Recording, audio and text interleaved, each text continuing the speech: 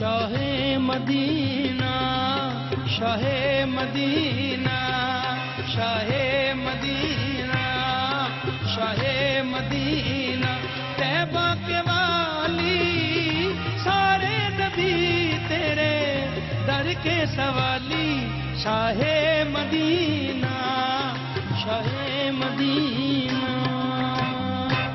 اچھا میں آپ کو میرے پاس وہ فوٹیج نہیں ہے, میں کل وہ فوٹیج لے کے آؤں گا. ایک لٹرل معجزہ ہوا تھا, ہوا یہ تھا. اچھا لیاقت صاحب السلام علیکم, کیسے ہیں آپ؟ کیسے؟ میرا ہاتھ تو چھوڑ دیجئے. چھوڑ دیا. اچھا نہیں سیریسلی انہوں نے پکڑا, اس کے بعد پکڑے رہے. کیسے ہیں آپ؟ ٹھیک ٹھاک ہیں, اب جائیے گا کہیں. گڈ مارننگ, کیسے آپ؟ ٹھیک ہے. ایک معجزہ ہوا تھا, میں لٹرلی میں نے اپنی آنکھ سے دیکھا اور میری پوری ٹیم اس بات کی وٹنس تھی.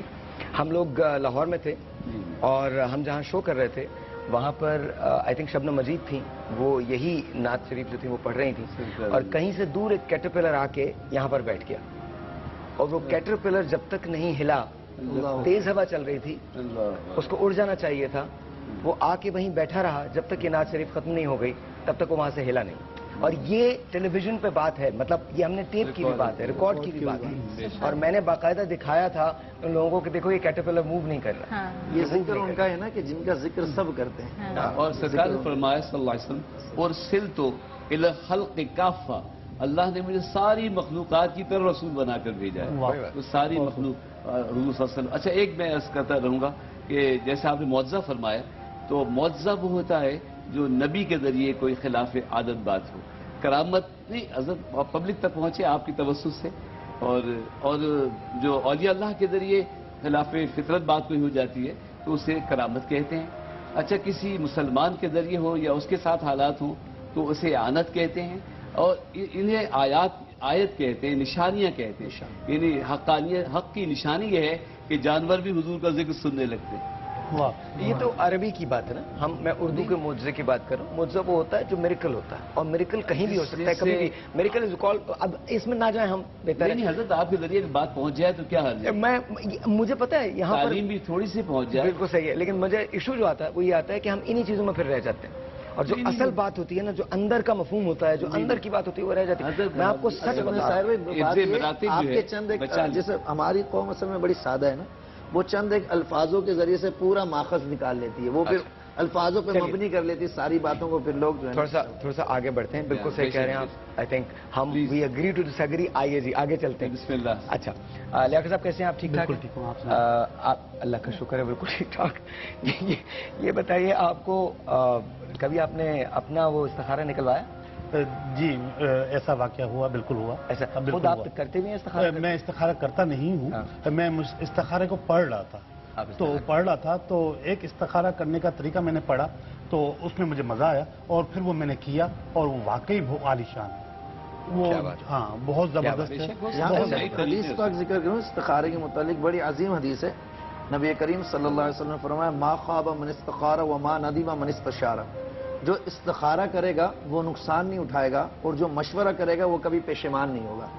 حضرات صحابہ کرام فرماتے ہیں رضوان اللہ علیہم اجمعین, نبی کریم صلی اللہ علیہ وسلم نے استخارے کی اس قدر تعلیم دیتے تھے جس طرح کہ نو مسلم کو قرآن کی تعلیم دی جاتی تھی. ایک ٹیلی فون کال بھی ہمارے پاس ہے استخارے کے لیے, اینڈ لیٹس گو دیر. السلام علیکم جی. السلام علیکم جی, آپ کا نام؟ عارفہ. عارفہ, آپ کو کیا پوچھنا ہے مفتی صاحب سے؟ مجھے پوچھنا ہے, بہت لمبا ہولڈ کرایا آپ نے, کہ میرا بیٹا ہے محمد مرتضیٰ. بیٹا ہے محمد مرتضیٰ. جی بتائیے. تو ایک تو اس کا پڑھائی میں دل نہیں لگتا, اور اسے بھوک بہت لگتی ہے, اس کا وزن بڑھتا جا رہا ہے. اچھا, میں بھی شاید یہی وجہ ہے کہ اس کو پڑھائی میں کرنا چاہتی ہوں کہ اس کے ساتھ کیا مسئلہ ہے. اچھا جی, چلیے بہت بہت شکریہ کال کرنے کا. دل نہیں لگتا اس کے. میڈیکلی دکھایا ہے انہوں نے کسی کو؟ میں نے اگر آپ آواز سن رہی ہوں تو ڈاکٹر صاحب یہ کہہ رہی ہیں کہ آپ نے ان کو میڈیکل چیک اپ بھی کرایا ہے؟ اس کے لیور پہ کچھ پرابلم ہے. یہ بات جگر کی ہے, نظر کی نہیں ہے. بہرحال یہ ہے کہ ڈاکٹر کو بھی دکھائیں, اور اس کے تعلیم میں دل لگنے کے لیے یہ کریں کہ یا اللہ یا رحمان 313 بار پڑھ کر پانی پہ دم کر کے روز پلائیں انشاءاللہ جو بہتر ہے. مگر یہ کہ ڈاکٹر کو دکھانا چاہیے, ویٹ بھی بڑھ رہا ہے اور ویسے بھی وہ بچہ بیمار ہے تو پھر اس کے جگر پہ آپ کو ڈاکٹر نے کیا پرابلم بتایا ہے؟ آئی تھنک جگر کا پرابلم بتایا ان کو. بٹ ڈاکٹر صاحب ویٹ پہ بات آتی ہے تو رمضان کے دوران تو ویٹ اکثر بڑھ جایا کرتا ہے, وہی کنٹرول کیسے کیا جائے؟ ایکچولی ساحل بات یہ ہے کہ رمضان ہم اس چیز کو اتنا ہیلدی یہ مہینہ ہوتا ہے, اور دیکھا جائے تو ہم اس چیز کو فالو کرتے ہیں کہ ہمیں بیسیکلی اپنی اسپرچول پاور, روحانی طاقت کو صحیح کرنا ہوتا ہے, صحت کو ٹھیک کرنا ہوتا ہے. بیسیکلی یہ مہینہ ہمیں ڈیٹاکسیفیکیشن کے لیے ملتا ہے کہ ہمارے اندر جو پورا سال ہم نے چیزیں رکھی ہوئی ہیں, جس طرح زکوٰۃ دینا, اسی طرح یہ ہمارے جسم کی زکوٰۃ ہے. لیکن مسئلہ یہ ہے کہ ہم لوگ اس کو اتنا زیادہ, یعنی میرے پاس ایک پیشنٹ آئی کہ میری ساس بڑی ظالم ہے, مجھے بہت کم سحری ملتی ہے. میں نے کہا آپ کو کیا ملتا ہے؟ کہنے لگی ایک انڈا ملتا ہے, ایک پراٹھا ملتا ہے اور ایک پیالی چائے ملتی ہے. تو میں نے کہا آپ نے صبح صبح بکرا ذبح کر کے کھانا تھا.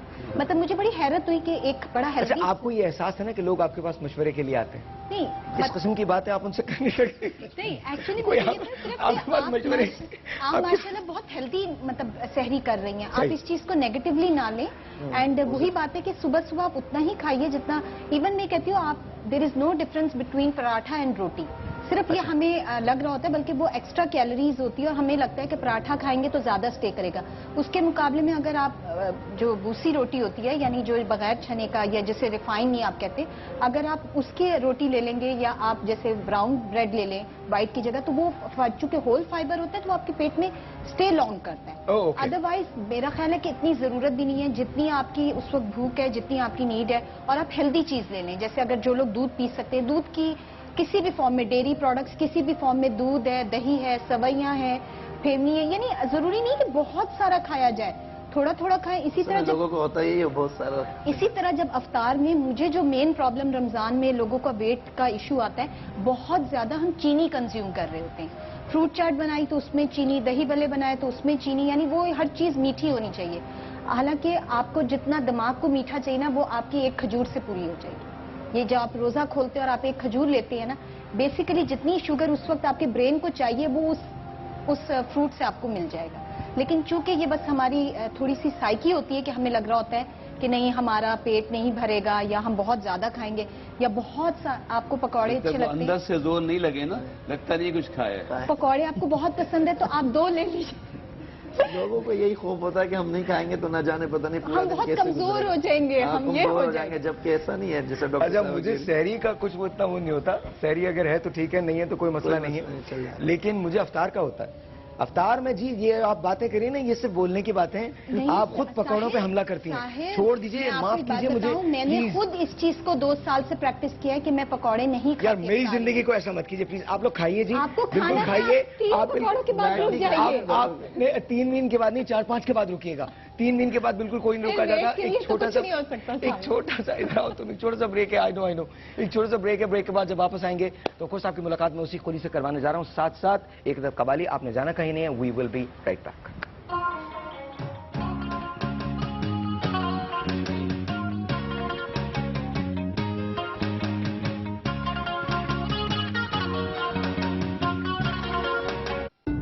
وہ زندگی کو کھیل سمجھ کے گزارتی ہیں. سچ میں اتنا پیار کرتے ہیں اس سے؟ کیا مطلب؟ آپ کو لگتا ہے میں پیار کی ایکٹنگ کر رہا ہوں؟